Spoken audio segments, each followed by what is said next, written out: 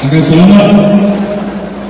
Uno, sukad sa pagpili ninyo kanakong isip kongresista niya itong 2019. Klaro na ang priority sa una, ughan ko sa pagkakaroon, kaya pagbuhat ng mga mawag kanasig is to do what a congressman should do.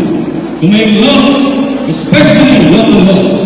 We deliver basic services and provide a budget that will benefit Inagat Islands and my fellow Inagatuans.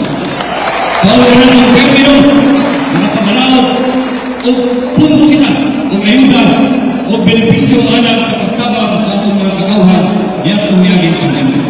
We also passed Republica 11745, establishing our first LTO district office in Inagat Islands, and Republica 11736, establishing a multi-species hatchery in Pasibisa.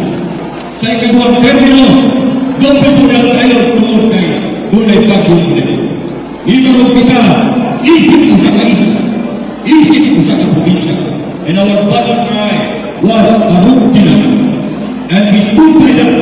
We put hard to recover from the disaster and to build the whole stronger.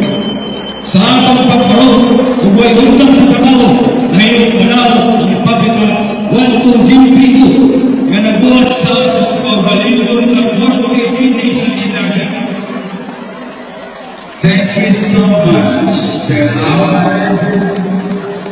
member of the House of Representatives and Balyon ng 48 days na Inagat.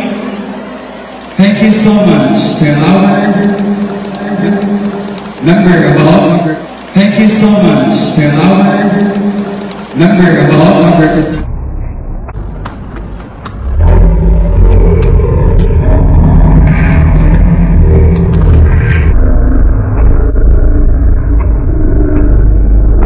For aspirant, Honorable Anna, member of the House of Representatives and member of the House of Representatives and for aspirant, Honorable Anna Budumay,